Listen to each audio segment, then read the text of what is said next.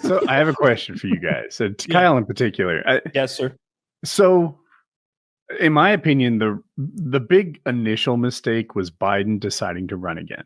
I think Biden should have not tried to run again. We should have done a real primary, and there would have been a sort of equal show as the two parties pick their candidate. But given that didn't happen, what could the Democrats have done better? Do you think they should have run Shapiro, Buttigieg? Kamala was kind of like the one who could take over that apparatus because she was part of it already. So they were set for failure. Yeah. And your scenario only works with, I guess, with Joe having enough forethought to know that he was going to decline the way he did. Because, I genuinely think there was a rather steep decline the last 18 months, I do. And I think particularly, during the window where he might have made that decision, he probably was good. He was probably like, I have one bad day a month. Like, what are you talking about? Like, yeah, okay. So I forgot to feed the dog. I remembered to call the president of Uruguay, though, didn't I? It was that sort of thing. But then it got bad and it was too fucking late. You almost need a time machine to save the Democrats, because one of the things that nobody talked about was all that PAC money that had already been raised for the Biden-Harris campaign could only be used for a Biden or Harris.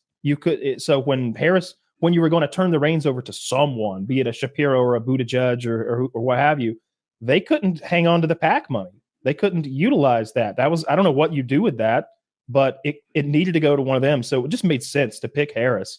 I think the biggest mistake and the only other move they had, if we're thinking of this like a video game or like a strategy game, was to pick a better VP. Like Tim Walz had 0 negatives, but I don't know how many positives he had. There was the alternative was the guy from Pennsylvania. Shapiro. And well, they were worried because he's Jewish and they were trying to court a lot of pro-Palestine people, or at least that's the rationale I heard for them not using him. So there's another. Maybe. Apparently, Tim Walz was happy being VP. He's like, I'll be your VP. I'll support you. Shapiro's like, I want to be co-president. I want to lead the country with you. And she's like, nah, I'm not here to do that. I'm here to be, number one and number two, not 2 ones. Yeah, your first lady can't be a co-president. She needs to get out there and do it. Obviously, like, this wouldn't be put out there if it was the reality, but Shapiro's a smart enough guy that I imagine he knew this was going to be a very likely loss. And since he's invested in being president someday, he wouldn't want to tie himself as a VP to a ticket that loses. I don't know. It's a lot of name recognition. I think Kamala's name's poisoned now. I think Waltz maybe along with her. That's her last run. For sure. To lose that badly. If it were close, she might say, look, you only gave me that's what I did with 108 days. Give me a full cycle, give me a hand-picked VP, a hand-picked this and that and the other. Give me a record that I can shit on, not one that I have to. Yeah, I guess I wouldn't change anything that Joe did since he's looking over my shoulder. Is he looking with his mouth? Is his mouth agape or is it closed? I need to know if he's listening or not. Well, Joe's over there like, the claw machines are rigged. You can't, claw machines are rigged. He's on to something. They got an iPhone in there, and they tell you can get it. But I reach in there. I spent half of our deficit on this machine. I agree with Kyle that Kamala's name is poison now. Yeah, but I thought that about Trump 4 years ago. So my predictions are sometimes greatest wrong. winner of all time. I think not. The fact that he still hawks all that bullshit takes away from the he should be so high above selling shoes and NFTs. Is he still selling shoes? But he's just this door-to-door charlatan who hasn't delivered them yet. He just took the money.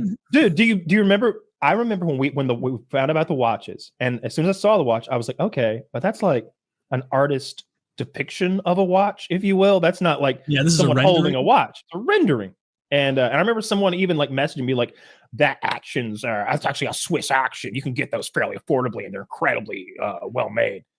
They can't find where the watches are made, and it went to somewhere in Nebraska or something like that. Like they did the same thing they did with the Jewish pager explosions. They like tracked the company names down, and it ended up to like. So you think Mossad might have got a hold of these watches? I'm a little afraid if you're wearing a Trump watch, it could get. Listen, if it's ticking, that's. I don't think like any sort of post-mortem on Harris and Walz's campaign is even like that useful. Like that, I don't think there was anyone they put in given how terrible the economy has been. Like I that think was it's going very to change useful. it.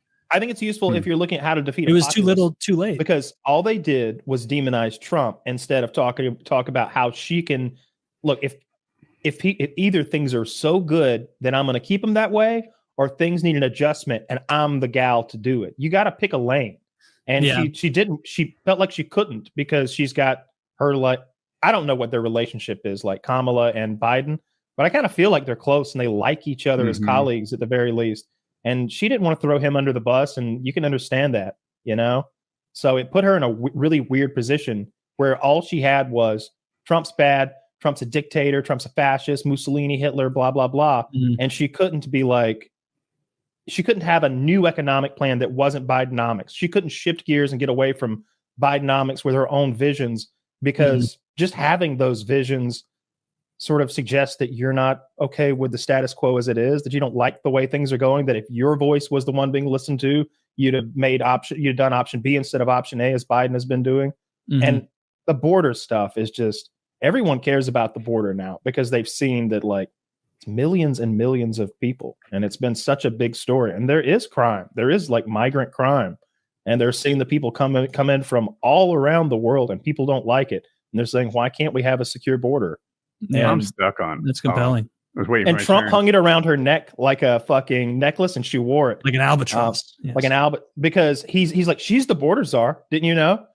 I don't think she's the border czar. He just said that, and she never did. And they were like, why don't you ever defend yourself? He says you're the border czar. You're not, though. She's like, I don't like to talk about what he says, and I'm like, maybe you should on this one. I thought you were the border czar. It's super tough. Now I'm all backed up with things I want to reply to. If you're defending yourself, you're losing. So I could see why she wanted to talk about her own stuff, but that's rough. Taylor said Democrat couldn't possibly win because the economy is so bad.